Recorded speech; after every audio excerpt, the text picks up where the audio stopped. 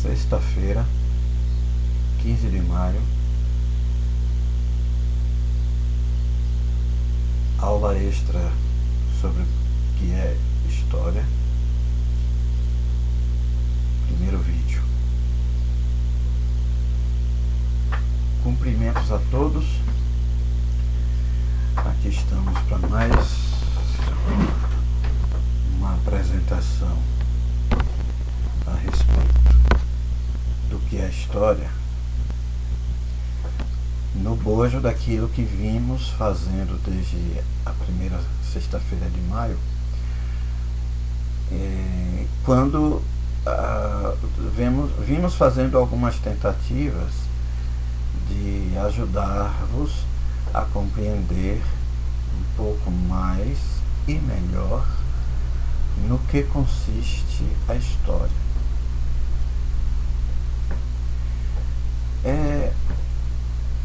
É fato que, como uma ciência nova, uma ciência que ainda não conta,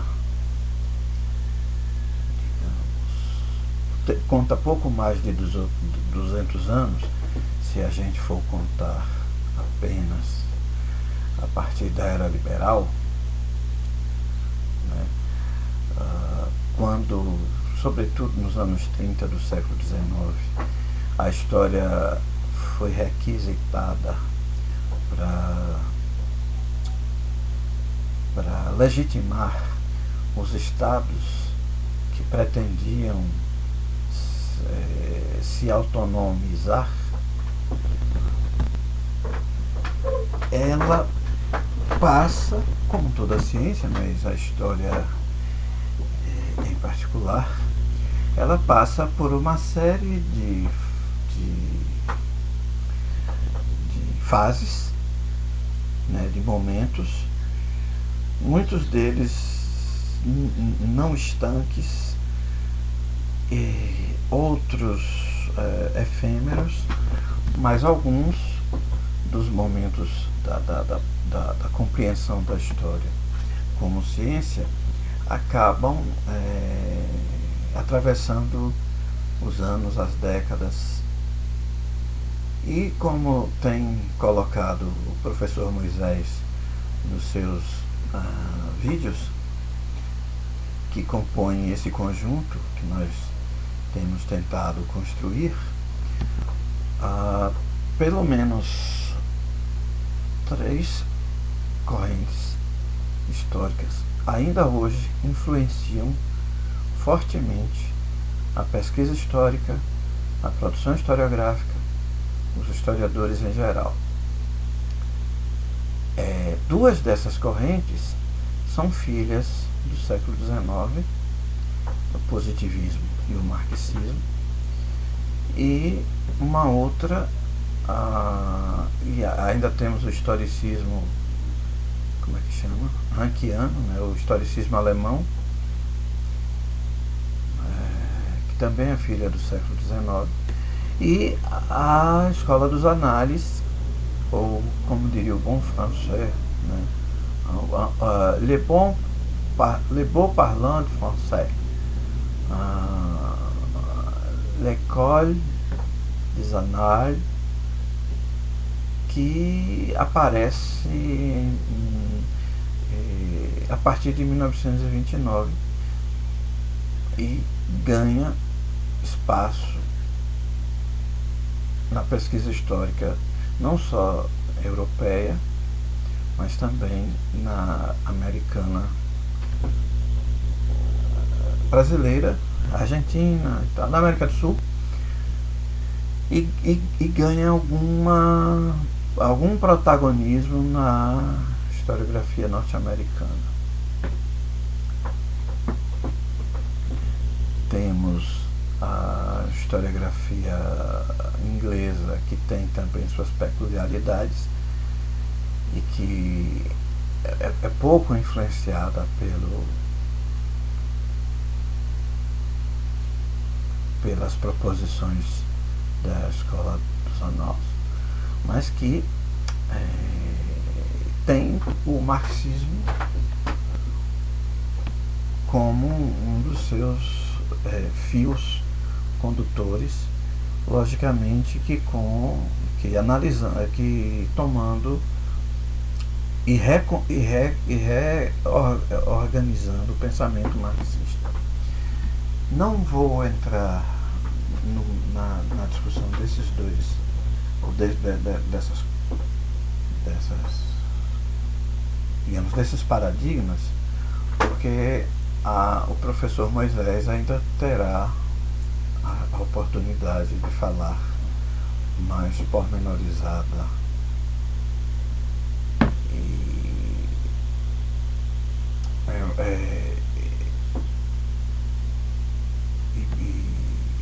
digamos, eficazmente sobre elas nos nossos próximos encontros. Bem, e alguns de vocês têm colocado algumas questões acerca ainda da cientificidade da história e das proposições da ciência como um todo. Claro que não é a minha pretensão fazer um estudo epistemológico no sentido mais pleno do termo, mas tomando como referência o primeiro capítulo o primeiro e o segundo capítulos de Arostegui, a pesquisa histórica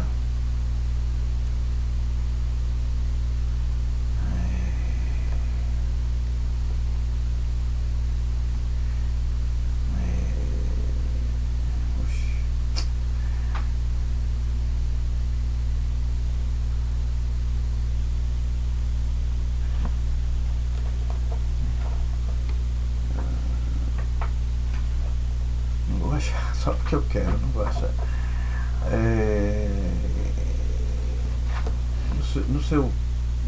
Ele estabelece algumas discussões, né? E eu gostaria de chamar a atenção para algumas delas.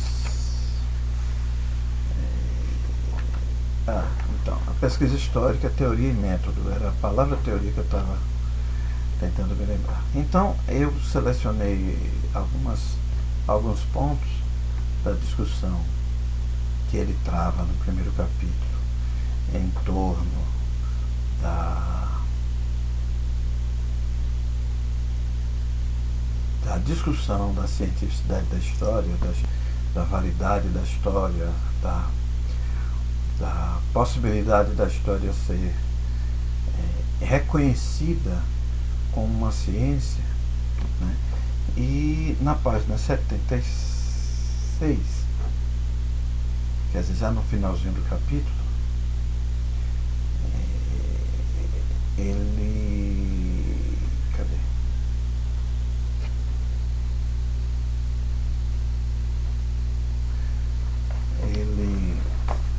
apresenta algumas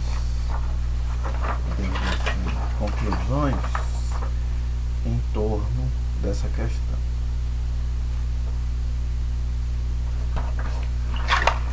Então, na página 76 ele diz: o conhecimento histórico não pode estabelecer leis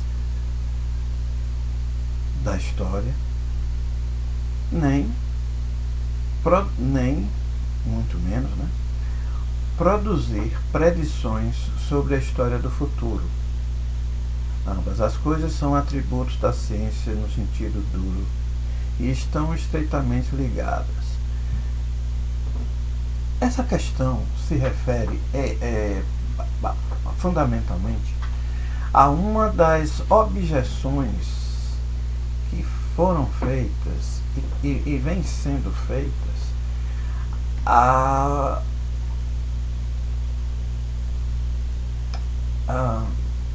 reivindicação da história de se fazer reconhecer como ciência. E uma das objeções é precisamente esta, a de que a história ela não pode ser submetida a experimentos, ou seja, a repetições em ambientes laboratoriais, né? Não podem ser submetidas a, não pode ser seus fatos, né? As evidências históricas e tal, os fatos históricos, os eventos, não podem ser submetidos a testes laboratoriais para, a partir deles, se produzir leis gerais que determinem o modo como a história funciona. Exatamente o que faz a química, o que faz a física, em alguma medida o que faz a biologia.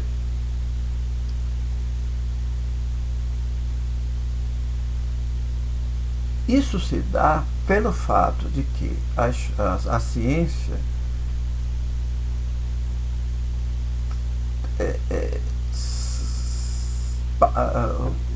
sempre foi tida como, ou pelo menos a partir do século XIX, a partir do momento em que a ciência começa a se sobrepor à prática. Observem os movimentos que nós chamamos de Revolução Industrial, né? Sobretudo na Inglaterra do terceiro quartel do século XVIII, quando muitas daquelas mudanças revolucionárias, vamos dizer assim, que de fato eram, nas formas de produção, na velocidade da produção, no aumento substancial por conta da velocidade da força energética, né, da mudança para a energia a vapor. Você tem uma quantidade de produtos maior em um tempo menor. Isso basicamente se deu quase que de forma prática. Tanto que Hobsbawm apresenta na sua A Era das Revoluções a assertiva que diz que, do ponto de vista do desenvolvimento científico e tecnológico, quem deveria ter dado o salto na direção desse aumento qualitativo e quantitativo dos processos produtivos seria a França.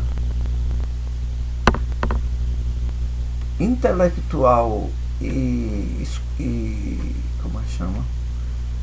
E filosoficamente, não é? A França estava muito à frente da Inglaterra. Então, a sua proeminência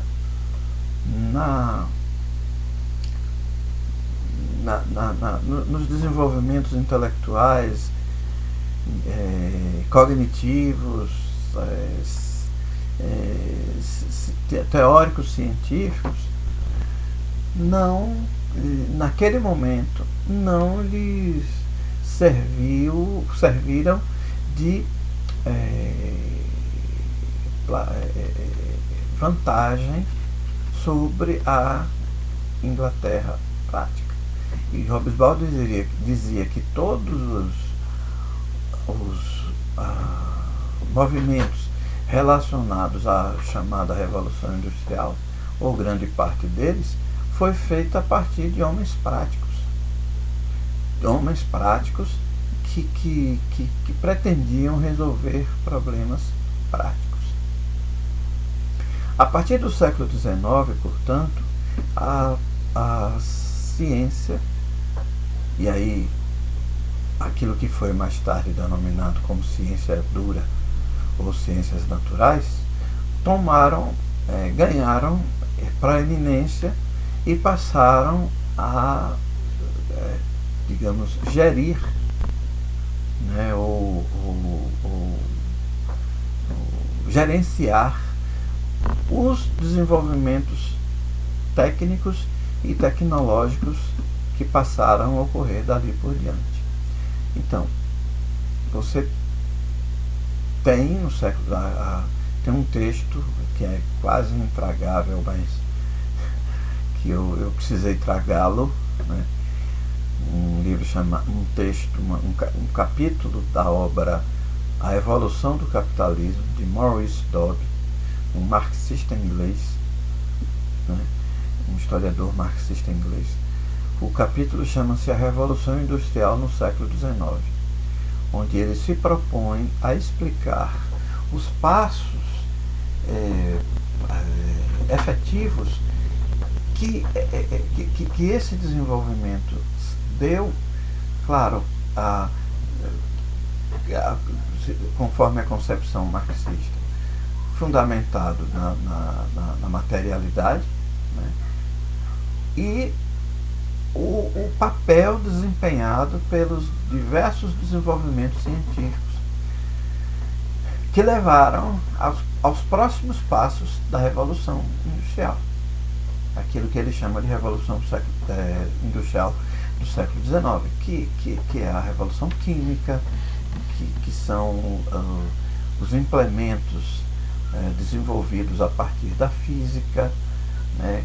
A relação força, termodinâmica, mais tarde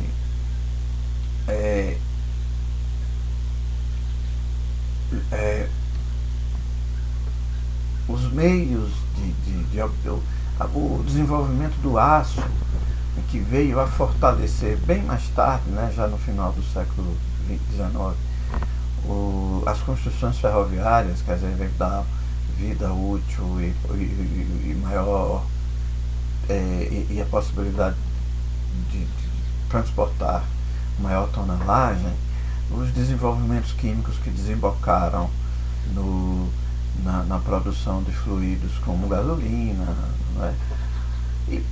E daí por diante, quer dizer, todos os desenvolvimentos capitaneados pelas ciências duras, ou que desembocaram no aumento da capacidade industrial já no século XIX, apresentam uma ruptura notória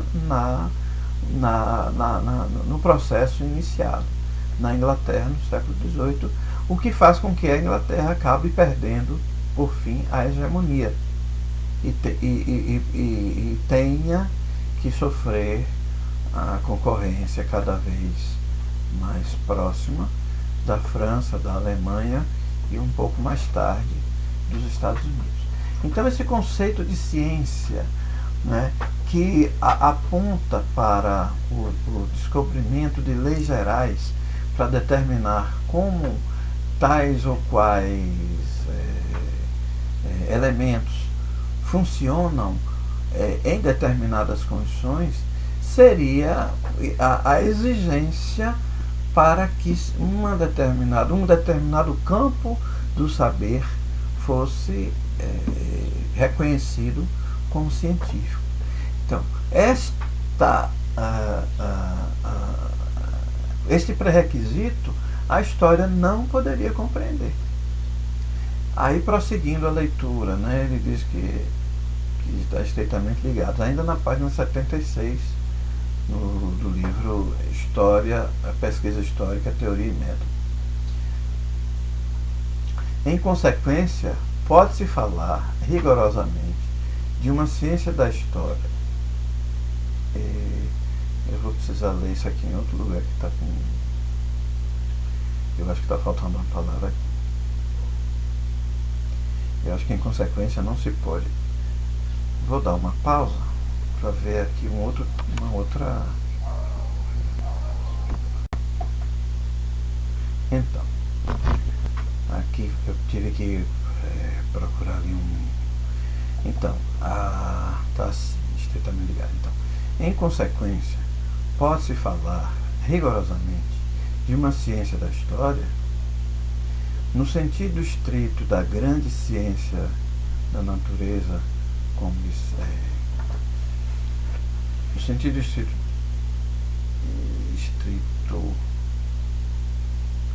da grande ciência da natureza,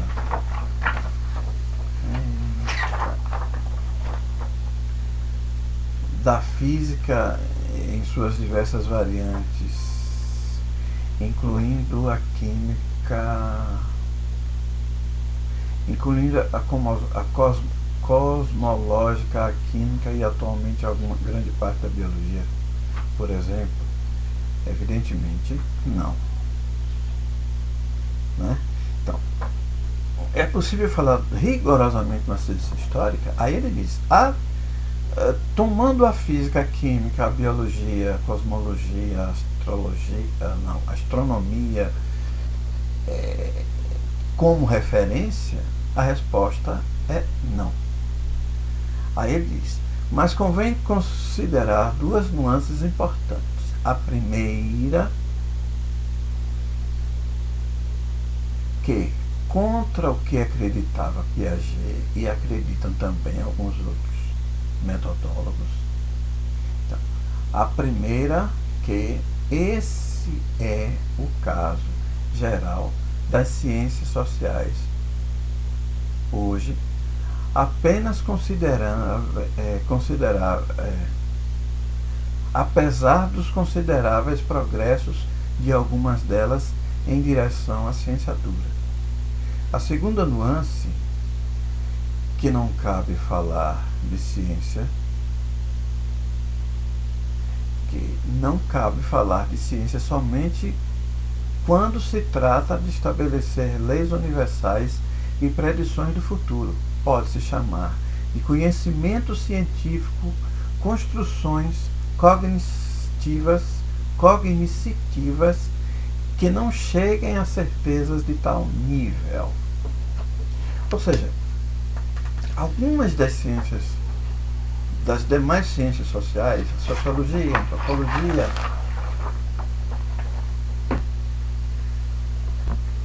né, também tem essa dificuldade de reconhecimento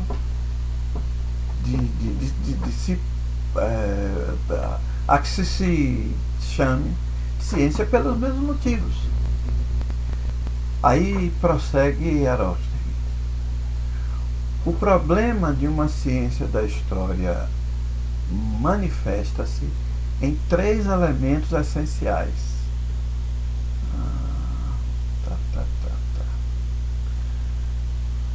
Essenciais. A singularidade dos atos humanos, a globalidade do meio em que é possível compreendê-los e a temporalidade que a constituiu,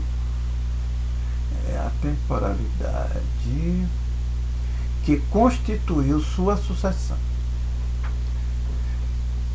Ou seja, não é possível, como a gente disse há pouco, pegar um ato humano,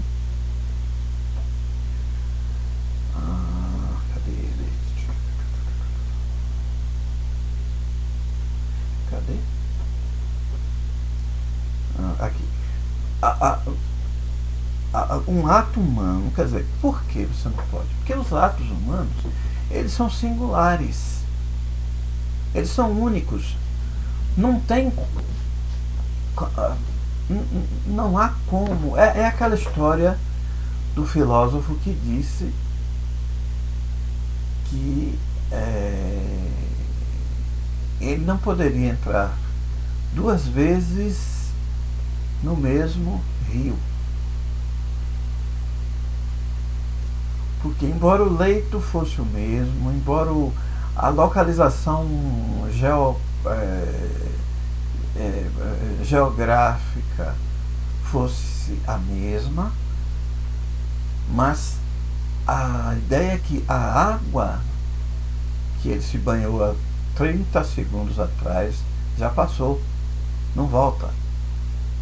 E ele, 30 segundos depois, não era a mesma pessoa. Então os atos humanos, eles são singulares. Não tem como eu pegar um, um, um ato de alguém ou de uma sociedade, para não falar de pessoas individualmente, até porque as pessoas individualmente formam no seu todo o social, né? Então, quando você pega uma Primeira Guerra Mundial, aí você